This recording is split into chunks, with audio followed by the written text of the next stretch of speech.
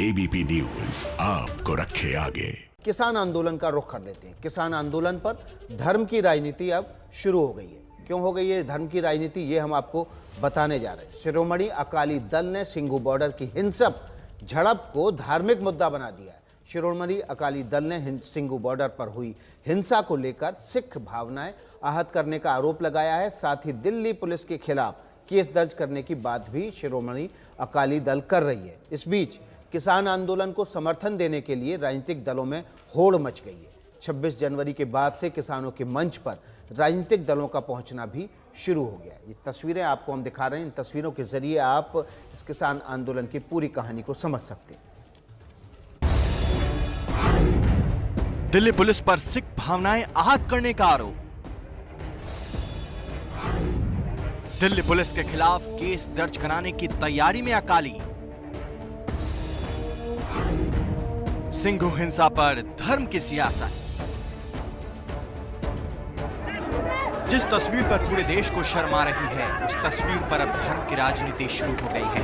कुछ समय पहले तक केंद्र सरकार में शामिल रही शिरोमणि अकाली दल ने सिंघू बॉर्डर पर हुई हिंसा पर धार्मिक भावनाएं आहत करने का आरोप लगाया है। दिल्ली पुलिस और स्थानीय लोगों के खिलाफ केस दर्ज कराने की मांग भी की है।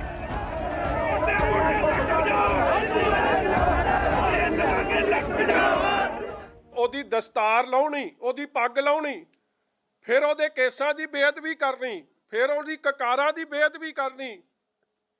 ਕੋਈ ਗੁਰੂ ਦਾ ਸਿੱਖ, ਕੋਈ ਇਨਸਾਫ ਪਸੰਦ ਆਦਮੀ ਜਾਂ ਭੈਣ ਇਸ ਗੱਲ ਨੂੰ ਕਦੇ ਬਰਦਾਸ਼ਤ ਨਹੀਂ ਕਰ ਸਕਦੀ। ਕੀ ਇਹ स्टेट स्पॉन्सर्ड टेररिज्म नहीं? फिर कृषि कानून के विरोध में केंद्र में मंत्री पद तक छोड़ने वाली अकाली दल अब एक्शन में नजर आना चाहती है और इसी वजह से शिरोमणि अकाली दल ने सिंघू बॉर्डर की हिंसक झड़प को धार्मिक मुद्दा बना दिया है। अकाली दल दिल्ली पुलिस और आंदोलन का विरोध करने आए लोगों के खिलाफ केस दर्ज कराने के लिए मुहिम भी छेड़ेगी। इसके लिए पंजाब पुलिस को हर जिले और दिल्ली पुलिस के सीनियर अफसरों को लिखित आपराधिक शिकायत करेगा। अकाली दल ने कहा कि अगर दिल्ली पुलिस और दिल्ली सरकार कार्रवाई करे तो पंजाब सरकार भी कार्रवाई करे, वरना सिख यही समझेंगे कि कैप्टन केंद्र के साथ फिक्स्ड मैच खेल रहे हैं। यही नहीं, शिरोमणि अकाली दल सभी किसानों को दिल्ली पुलिस के केस लड़ने के लिए फ्री कानूनी मदद भी देगा। इन द मेन टाइम कुछ वो सिख्स थे, उनके हाथ में फरसे, भाले और तलवार वगैरह लेके एकदम काफी संख्या में 20-25 रहे होंगे तकरीबन, जो जिनके पास हथियार थे वो आ गए। जिनमें से एक बाहर आ गया पब्लिक को मारने के लिए, ज्यादा एग्रेसिव था बहुत ज्यादा, और तलवार को लहराता हुआ पब्लिक की तरफ जा रहा था। मुझे लगा कि अगर इसको नहीं रोका गया तो पब्लिक को कुछ नुकसान करेगा और जानमाल का नुकसान हो सकता है। तो उसको मैंने रुकने के लिए बोला तो उसने मुझे कहा हट जा वरना मैं मार दूंगा। मगर उसको छोड़ा जाना भी ठीक नहीं था क्योंकि वो बहुत ज़्यादा एग्रेशन में था और झगड़ा फिर काफ़ी बढ़ जाता है क्योंकि काफ़ी गांव के लोग थे। तो उसको फिर रोका तो उसने मेरे पे वार किए, जिसमें 3 उसने वार किए, और वो एक मेरे फोरआर्म पे, एक पाम पे और एक उंगली पे जिसे चोट आई है। यही दिया जा सकता है, पुलिस इनकी रक्षा के लिए ही बैठी हुई है। अगर उनको एक्शन लेना होता तो पहले भी ले सकती थी ना, लेकिन जो इस तरह की हिंसक वारदातें हो रही हैं उससे तो पुलिस को भी फिर ये लगता है कि करना चाहिए एक्शन। लेकिन किसानों के लिए ये मैसेज है, आप शांतिपूर्वक जो भी है अपना समस्या उसको हल कीजिए। शिरोमणि अकाली दल को किसान नेता सरवन सिंह पंधेर का भी साथ मिल रहा है। पंधेर ने भी सिंघू बॉर्डर पर हुए पथराव के लिए बीजेपी को जिम्मेदार ठहराया है। शिरोमणि अकाली दल भले ही इस मुद्दे को धार्मिक रंग दे रहा हो, लेकिन सिंघू बॉर्डर पर आंदोलनकारियों के तलवार से घायल हुए अलीपुर थाने के एसएचओ संजीव पालीवाल का दर्द भी देखना चाहिए। एबीपी न्यूज ने सिंघू बॉर्डर की हिंसा में घायल एसएचओ से बात की। खैर, आंदोलन पर राजनीति खूब हो रही है। इस बीच किसान आंदोलन को समर्थन देने के लिए राजनीतिक दलों में होड़ मची है। इंडियन नेशनल लोकदल के महासचिव अभय सिंह चौटाला भी किसान आंदोलन के प्रति समर्थन जताने दिल्ली यूपी बॉर्डर पर गाजीपुर पहुंचे हैं। वो हरियाणा से एक बड़े काफिले के साथ गाजीपुर बॉर्डर पहुंचे। दिल्ली यूपी बॉर्डर पर गाजीपुर में जहां किसानों का धरना चल रहा है, वहां दिल्ली प्रदेश कांग्रेस अध्यक्ष अनिल चौधरी अपना समर्थन जताने पहुंचे। यूपी के मेरठ से समाजवादी पार्टी के नेता अतुल प्रधान ने अपने समर्थकों के साथ गाजीपुर बॉर्डर कूच कर लिया है। किसानों के समर्थन में पटना में आरजेडी की अगुवाई में ह्यूमन चेन बनाई गई। इसमें आरजेडी के अलावा महागठबंधन की दूसरी पार्टियां भी शामिल थीं। किसान अपने मर्जी से आंदोलन कर रहे हैं और सॉलिडेरिटी में हम लोग यहाँ जो है खड़े हैं। इसमें प्रोवोक करने की क्या बात है? जो गलत है वो गलत है। जान के भी लोग अनजान बने हुए हैं, सरकार के लोग प्रोवोक करना, ये करना, वो देश को अन्न देने का काम करते हैं, खिलाने का काम करते हैं, पेट पालने का काम करते हैं। आप उन्हीं के पेट को काटने का काम कर रहे हैं।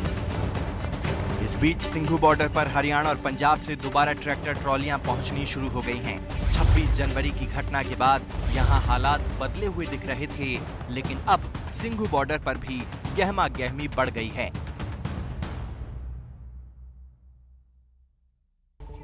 तो देखिए, अब राजनीति इस तरह से चरम पर जा रही है कि इस मसले को लेकर अब धार्मिक इस्तेमाल को लेकर भी तमाम सवाल उठने लगे। हमारे साथ हमारे संवाददाता चंडीगढ़ से सीधे जगविंदर पटियाल जुड़ गए हैं। हम जगविंदर पटियाल का रुख करते हैं। जगविंदर जी, एक पत्र लिखा कल परमजीत सिंह सरना ने दिल्ली से, और उन्होंने ये कहा कि ये जो धार्मिक निशान है जिसका इस्तेमाल और फहराया गया लाल किले की प्राचीर पर, ये धार्मिक निशान सबसे पवित्र निशान है। इसको कोई भी व्यक्ति कहीं भी किसी जगह नहीं फहरा सकता है। इस धार्मिक निशान का बेजा इस्तेमाल बंद होना चाहिए।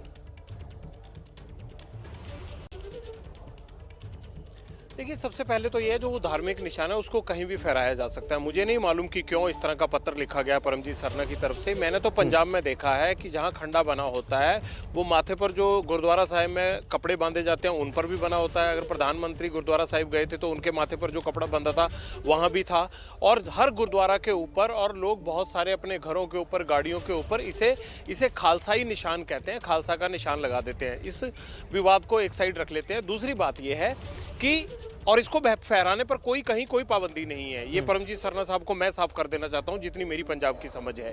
दूसरी बात यह है महत्वपूर्ण कि जिस तरह से इस पूरे मसले को अब धार्मिक और राजनीतिक रंग दिया जा रहा है, ये दिया जाना लाजमी है।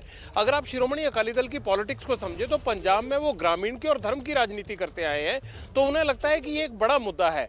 अगर इस मुद्दे को जब अब उन्हें किसानों ने अपने मंच पर आने की इजाजत दे दी है तो शिरोमणि अकाली दल जाहिर सी बात है कि इस मुद्दे को भुनाएगा भी, किसानों का साथ भी देगा, और इसमें कांग्रेस भी पीछे नहीं है। अमरिंदर सिंह जब मौका लगता है किसानों के पक्ष में खड़े दिखते हैं, और उन्होंने ये भी सबसे पहले कहा था कि यूएपीए लगाना किसानों पर कहां की जायज बात है। ये कोई नीरव मोदी, विजय माल्या नहीं कि विदेश भाग जाएंगे, आप इनके एलओसी खुलवा रहे हो। निष्पक्ष जांच करवाकर जो दोषी हैं उनको सजा दीजिए और बाकियों को छोड़ दीजिए।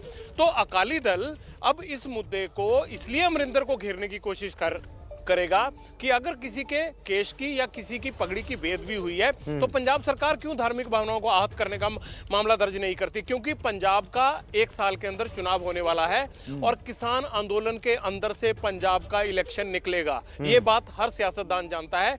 इसलिए अब किसानों ने इजाजत दे दी है तो दबाकर राजनीति होगी और सभी सियासी दल कोशिश करेंगे कि किसानों को ये लगे कि वो उनका बढ़ चढ़कर साथ दे रहे हैं। यही राजनीति है, क्योंकि ये सभी दल पंजाब में राजनीति करने आए हैं, इनका और कोई काम नहीं है। और क्योंकि हम और आप इसलिए एक आम आदमी की नजर से बात करते हैं, लेकिन राजनीतिक लोगों को अपनी सियासत के हिसाब से, अपने वोटर के हिसाब से बात करनी पड़ती है। जी, बहुत बहुत शुक्रिया जगविंदर पटियाल कह रहे थे चूंकि चुनाव का समय है इसलिए हर मुद्दे का, हर आंदोलन का राजनीतिकरण होगा, चाहे वो धर्म से जुड़ा मसला हो या फिर किसान आंदोलन से जुड़ी किसानों की मांगे। चलिए अगली खबर का रुख कर लेते हैं। सिंघू बॉर्डर पर पुलिस ने आंदोलन स्थल से करीब 2.5 किलोमीटर पहले ही रास्ता बंद कर दिया है। आम लोगों को पैदल भी जाने की इजाज़त नहीं दी जा रही है, जिसकी वजह से लोगों को खासी दिक्कतों का सामना करना पड़ रहा है। ऐसे ही कुछ लोगों से बात की हमारी संवाददाता अंजलि सिंह ने। किसान आंदोलन के चलते लंबे समय से सिंघू बॉर्डर बंद है, जिसके चलते वो लोग जो रोजाना काम के लिए आवाजाही करते थे उनको काफी किलोमीटर तक पैदल चलना पड़ता था, लेकिन अब स्थिति उससे भी ज्यादा खराब हो चुकी है। आपको बताएं कि सिंघू बॉर्डर पे उस जगह जहां पे किसान आंदोलन पर बैठे हैं उससे करीब 2.5 किलोमीटर पहले ही पुलिस ने ये बैरिकेड लगा दिया है और अब सुरक्षा का हवाला देते हुए यहां से आम राहगीरों को भी जाने की इजाजत नहीं दी जा रही है। यानी कि जो लोग पहले बॉर्डर तक पैदल चले जाते थे और या गाड़ियों से चले जाते थे, बसें वहां तक चली जाती थी, अब वो सुविधा भी बंद कर दी गई है। और ये तमाम लोग हैं जो रोजाना अपने काम के लिए निकलते हैं, जिनको इस रास्ते का इस्तेमाल करना पड़ता है। तो करीब यहां से 2.5 किलोमीटर वो जगह जहां पे प्रोटेस्ट पे लोग बैठे, उसके बाद उसके आगे ये लोग पैदल वैसे ही कई महीनों से रास्ता जो है तय कर रहे हैं। अपना नाम बताइएगा। नीरज कुमार। कहाँ काम पे जा रहे थे? जी। कहाँ जाते हैं? कुंडली। तो क्या आज क्या कह रहे हैं, क्यों नहीं जाने दे रहे? आज जाने नहीं दे रहे, पता नहीं क्यों। पैदल, अब पैदल भी नहीं जाने दे रहे? पैदल भी नहीं जाने दे रहे, पूरा रास्ता बताओ ब्लॉक कर रखे हैं। पूरी आम जनता इस समय परेशान हो रही नहीं हो रही? बताइए, जो लोग मेहनत मजदूरी करते हैं उन लोगों को भी इतनी सुविधा देना चाहिए, लेकिन ये देख रहे हो क्या हो रहा है। पहले वहाँ तक बसें चली जाती थी जहाँ पे ये आंदोलन पे लोग बैठे हैं, अब वो भी नहीं है। अब कुछ वहाँ पे नहीं जा रहा है। आप कहाँ जा रहे थे, नाम बताइए? हम भी जा रहे हैं, कुंडली जा रहे थे। हाँ, राम सागर नाम है। अच्छा, तो क्या काम करते हैं राम साहब जी? हम जी टेम्पर का काम करते हैं। अच्छा, तो क्या कह रहे हैं, अब क्यों नहीं, कहाँ से नहीं जाना? कहाँ है, बता ही नहीं रहे हैं कि हाँ करें इधर नहीं जाना है, हाँ करें उधर से जाओ। इधर से हम जा रहे हैं तो जान लो कम से कम 7 किलोमीटर पड़ेगा। 7 किलोमीटर पैदल आदमी कैसे जाएगा? पहले यहाँ पर आगे बसें जाने की इजाजत थी उस जगह तक जहाँ से बॉर्डर शुरू होता है, जहाँ पर लोग बैठते हैं आंदोलन के लिए, जहाँ पर किसान बैठे हुए हैं, और वहां से लोग फिर पैदल चला करते थे। लेकिन किसान आंदोलन के चलते ये रास्ता बंद किया। अब दिल्ली पुलिस ने परसों की झड़प के बाद ये रास्ते को और ज्यादा पहले से बंद कर दिया।